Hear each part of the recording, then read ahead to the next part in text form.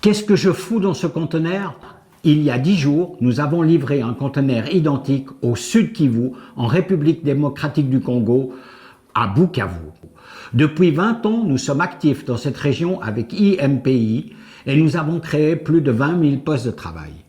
Il y avait 50 000 francs de matériel à l'intérieur, entièrement des dons que nous ont fait des bénévoles. Et en Afrique, ça va prendre encore une valeur inestimable. Chez nous, en Suisse, défiler, c'est facile, c'est gratuit. Pendant que les gens font des manifestations contre le racisme ici, les difficultés en Afrique grandissent. Alors, mettez vos efforts où il faut. Déboulonner les statuts, c'est un travail stupide. Vous n'aidez pas les Africains et en voulant changer l'histoire, vous ne supprimez pas le racisme dans la tête des gens. Lutter contre le racisme, c'est éduquer. Les États-Unis ont supprimé le racisme seulement dans les années 70. Malgré l'abolition de l'esclavage, malgré les lois américaines, les mentalités n'ont pas changé. Il ne sert à rien de crier ici en Suisse, les Américains ne nous entendent pas, ne vous écoutent pas.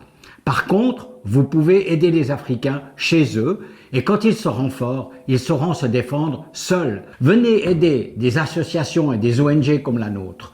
Nous faisons du travail concret. En 20 ans, avec des budgets zéro, nous avons acheminé des containers, des véhicules, avec l'appui des gens qui nous accompagnent.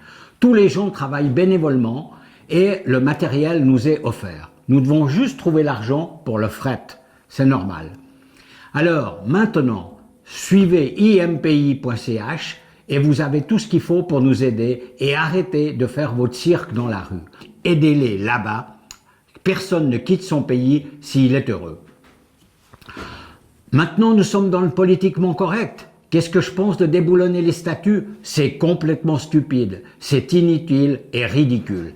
Il y a 40 ans, les têtes de nègres ont été débaptisées et on les appelait têtes au choco. Qu'est-ce que ça change? Tout le monde sait qu'il y a ce gag, les têtes de nègres, on ose le dire parce qu'à l'intérieur, il y a du blanc battu. Bon, si ça amuse certains sots, ils le font.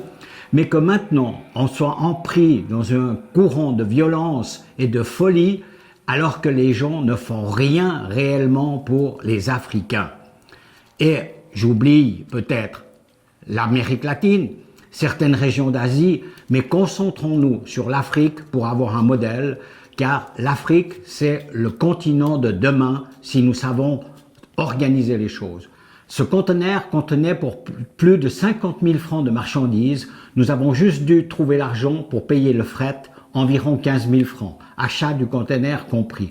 Tout le matériel a été offert par des bénévoles, c'était des dons, du matériel pour des écoles, des hôpitaux et des librairies.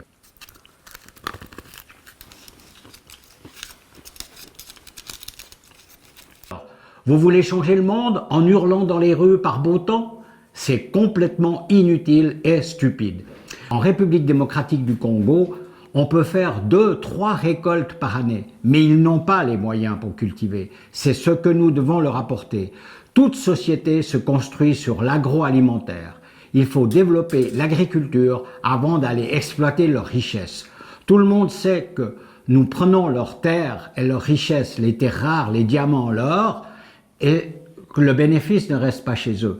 Alors investissons, nous, la Suisse, la DDC, dans des opérations agricoles en Afrique pour nourrir les gens et ensuite développons la formation et l'éducation.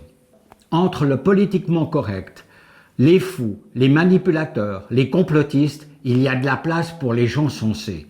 Nous sommes avec impi.ch dans des réalisations concrètes. Nous créons des jobs en Afrique en envoyant du matériel, des ordinateurs, des outils, des machines qu'on récupère ici et qui vont servir à créer des emplois chez eux.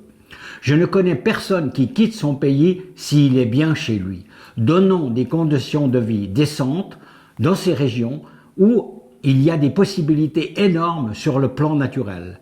Certes, il faut arrêter de les aider d'une manière absurde, nous devons collaborer avec eux. Et nous, depuis 20 ans, nous voyons et nous montrons que ça marche. Le conteneur, nous le remplissons avec des dons, des machines à coudre, des outils, des ordinateurs, des téléphones mobiles, des vêtements, tout ce qui peut être utile en Afrique et qui n'est pas périssable.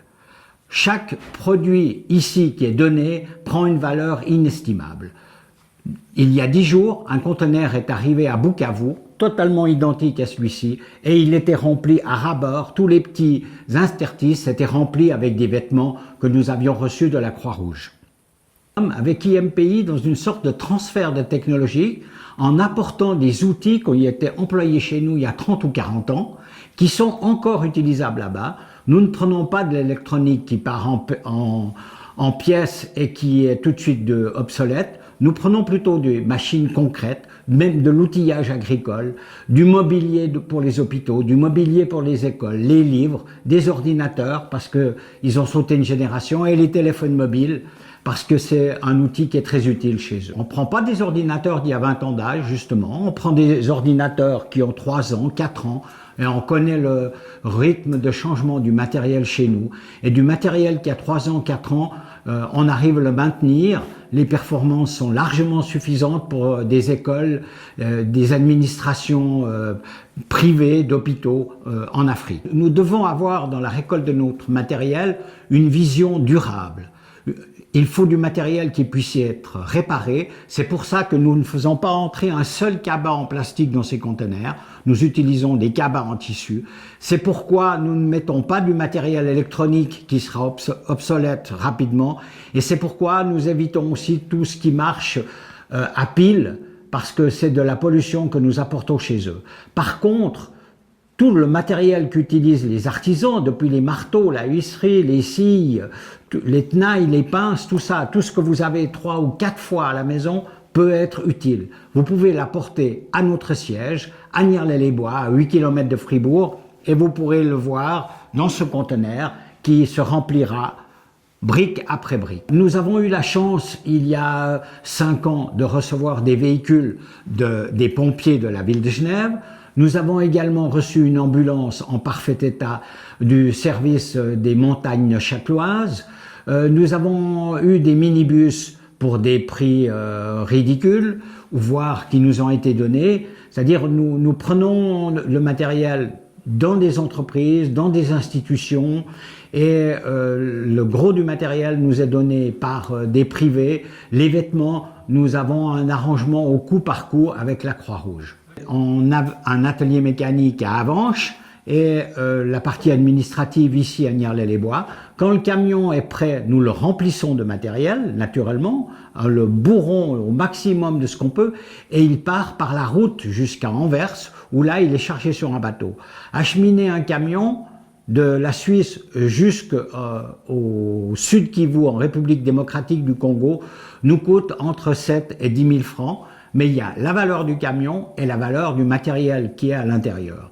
Pour un conteneur, curieusement, ça nous coûte un peu plus cher parce qu'en fait, il faut un camion spécial pour l'acheminer et le camion vient le chercher à Niarlé-les-Bois, il prend une péniche à balle, va à Anvers, va sur le bateau et quand il arrive en Tanzanie pour être débarqué, il a encore 1200 km à faire pour arriver au sud Kivu. Le camion le fait normalement par ses propres moyens. Le conteneur, il faut nouveau payer le transport en Afrique. Et pour un conteneur, il nous faut trouver environ 15 000 francs. Mais comment s'assurer que ça arrive bien à destination, que le conteneur ne va pas être intercepté entre-temps, qu'il n'y a pas des gens mal intentionnés qui vont se servir?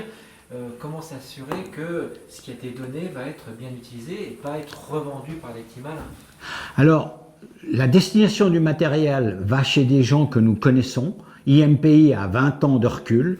Nous avons régulièrement des gens qui font le déplacement entre la Suisse et le sud Kivu. Donc nous croisons nos informations et nous sommes en contact. Nous recevons des rapports photographiques et nous avons des contacts chaque semaine, 2 à 3 échanges. Donc nous savons, nous pouvons tracer notre matériel. Dans tous les transports que nous avons faits pour l'instant, sur une dizaine d'envois, nous avons eu une seule fois 20% de la marchandise qui nous a été volée au débarquement à Dar es Salaam en Tanzanie. Autrement, chaque fois, c'est arrivé en ordre et les personnes avec qui nous travaillons sont des personnes que nous contrôlons, que nous connaissons et qui sont en contact avec nous régulièrement. Alors au départ, il est vrai que nous avons été actifs avec différentes ONG dans plusieurs pays d'Afrique, mais depuis maintenant une dizaine d'années, nous nous sommes cantonnés sur une région de la République démocratique du Congo, le Sud Kivu, qui est à 2000 km de Kinshasa. Pourquoi le Sud Kivu? Parce que les besoins sont immenses, mais les potentialités sont énormes aussi. Et là-bas, nous avons eu affaire à des gens sérieux, qui sont tous actifs dans les écoles, dans les hôpitaux. Et curieusement, nous avons rencontré d'autres Européens, voire même d'autres Suisses, ou pour moi même d'autres Fribourgeois, qui sont actifs dans cette région, ce qui nous permet de croiser les informations, d'avoir de la complémentarité dans nos efforts et de suivre les actions qui sont en place. Il y a un Fribourgeois, le père Claude Maillard, qui a été actif il y a déjà 40 ans dans cette région et qui y est resté plus de 30 ans. Et ça a été le déclic, et c'est pour ça que nous sommes actifs essentiellement au Sud Kivu, une province dans le Congo.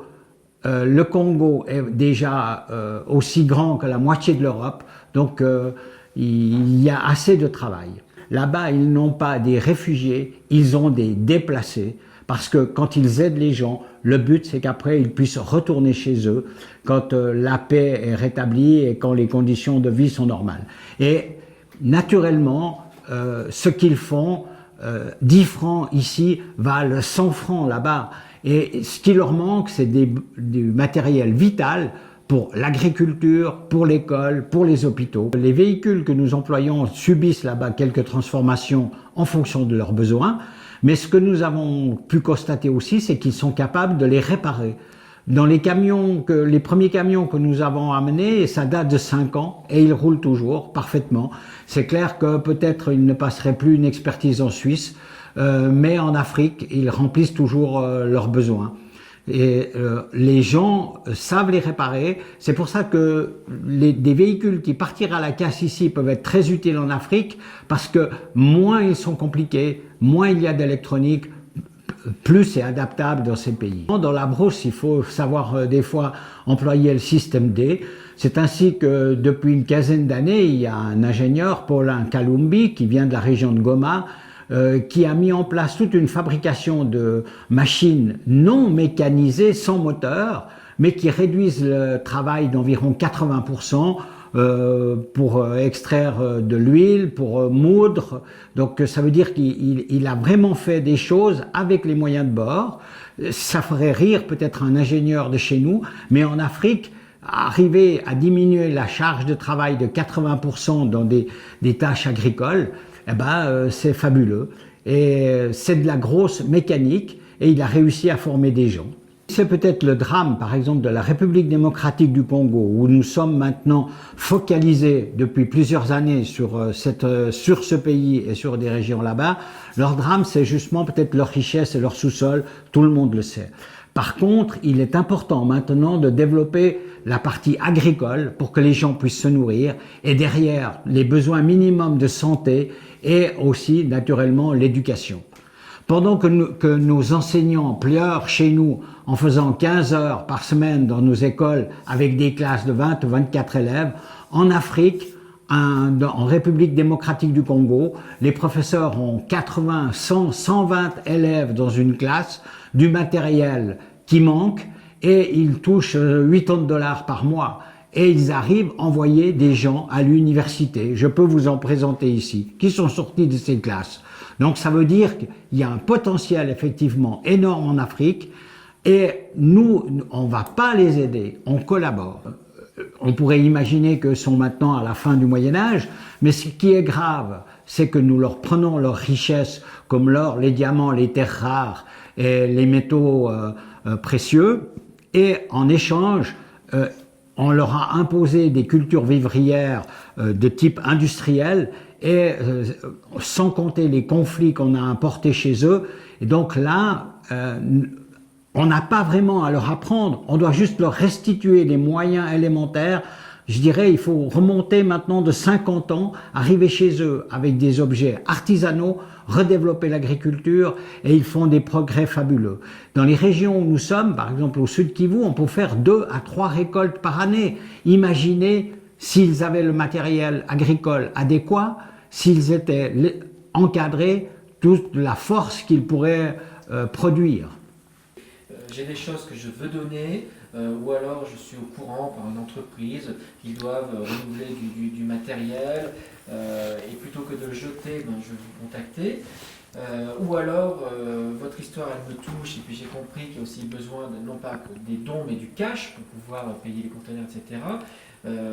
Donc comment vous aider? On vous envoie donc de l'argent sur un compte, on peut vous contacter, vous pouvez nous expliquer?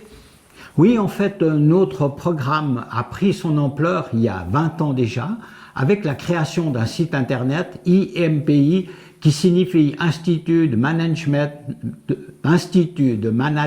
de Projets Internationaux, IMPI. C'est un Africain qui a trouvé cette dénomination flamboyante, on y a adhéré, et impi.ch est notre porte d'entrée. Vous y trouvez toutes les coordonnées pour nous faire des dons et vous avez aussi les reflets des divers projets que nous avons faits, pas seulement en République démocratique du Congo, mais avec des ONG partenaires dans d'autres pays.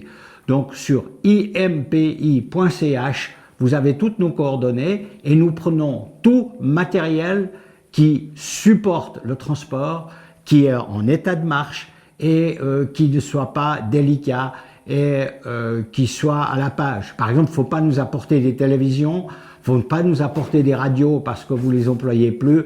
Nous voulons plutôt du matériel pour travailler et si vous apportez de l'informatique, si vous apportez des caméras, si vous apportez du matériel photo, il faut nous apporter du matériel qui soit en parfait état de marche. Parce qu'on ne doit pas importer des problèmes chez eux. Il ne faut pas que ce soit du matériel qui tombe en panne, il faut que du matériel qui soit fonctionnel et qui soit complet. Mais par exemple, dans l'outillage, les vis, les clous, toutes ces choses-là que chez nous on a partout en quantité dans les ménages, ben là-bas tout est utile. Quelque chose qui est très demandé, ce sont les anciennes machines à coudre mécaniques, à pédale ou à la rigueur même électrique, qui là-bas trouvent une deuxième vie. Une machine à coudre à pédale crée du travail pour 3 personnes. Il y a la personne qui coud, il y a la personne qui coupe les tissus et ensuite il y a une vendeuse qui va au marché.